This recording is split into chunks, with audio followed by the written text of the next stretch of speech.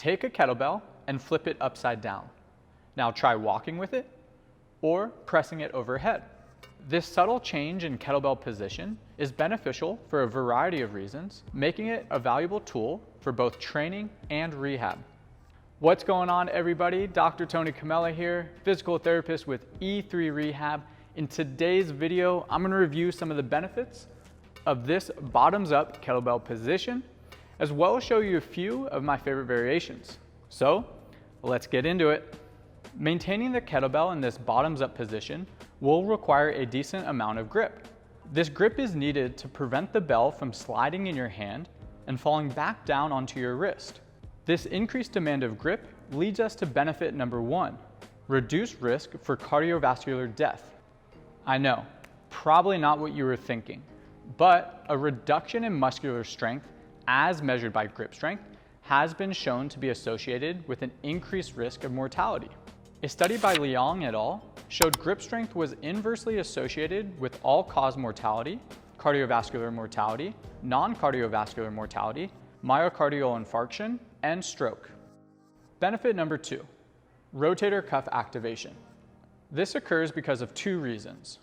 First, if you try to hold the weight in a slightly internally rotated position, the weight will fall. To maintain the bell in an upright position, you will have to externally rotate the shoulder to a higher degree, which will inherently require more activation of the rotator cuff. The second reason brings us back to the grip requirement of the bottoms-up position. A study by Spurong et al. Found a correlation between grip strength and rotator cuff activation, while Horsley et al. Found grip strength and external rotation strength were strongly correlated. Additionally, a 2004 study by Budoff found an increased prevalence of rotator cuff weakness in those with injured hands. This information tells us that there's a close relationship between grip and shoulder strength. Therefore, the grip demand of holding the kettlebell in this bottoms-up position is another consideration for training, as well as rehab for various upper extremity injuries that require a bit more emphasis on the rotator cuff. Benefit number 3, trunk activation. As we discussed in a previous video, an asymmetrical load, such as holding one kettlebell, and altering the base of support, such as half kneeling, are 2 simple ways to increase trunk activation during an exercise. Another layer to add on top of that is utilizing the bottoms-up position. An example of such an exercise is the bottoms-up kettlebell press. Start with a lighter weight than you typically would use for an overhead press. With control, press the weight fully overhead, and then slowly pull the weight back down. As you get more comfortable with the movement, you can progress weight as tolerated. A study by McGill and Marshall found that a single arm bottoms-up carry had more core activation when compared to a standard front rack carry. More specifically, it will place emphasis on the ipsilateral external oblique muscle and the contralateral internal oblique and erector spinae muscles. When performing the bottoms-up carry, you want to flex the shoulder to about a 90-degree angle. Find a weight that is appropriately challenging for a 20 to 40 second carry on each side. If you find this position uncomfortable or too challenging, you can start with the arm in a lower position and build up to that 90-degree angle over time. Another variation to consider is the overhead waiter's carry. This will place the arm fully straight overhead and challenges the shoulder and grip in a different position. You will want to keep the elbow straight, so think about reaching that kettlebell towards the ceiling. Benefit number 4, shoulder proprioception. This includes your awareness of the positions and angles of the shoulder joint, as well as your sense of force production and changes in velocity. The bottoms-up kettlebell creates an unstable environment for the shoulder, requiring the muscles and tendons to react quickly to maintain its position. Both bottoms-up carries and presses will work on proprioception, but when you add additional torso movements to the equation, it further challenges the shoulder. Let's look at 2 exercise examples. First up, the arm bar. Start on your back and with the kettlebell overhead. Bend the knee on the same side as the kettlebell and keep the other leg straight. Place the other arm overhead or reaching out to the side, whichever is more comfortable.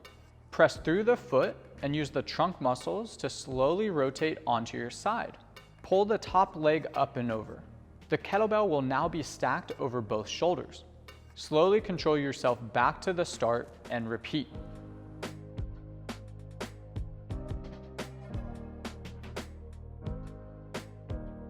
Next up, the windmill. Start standing and press the kettlebell overhead. Foot position will vary, but generally you will have them pointed away from the kettlebell. Hinge at the hips and slowly lower down as far as comfortable, and then return to standing. At the bottom position, the back knee will stay more straight, while the front knee will bend as needed. Throughout the full movement, keep your eyes on the kettlebell.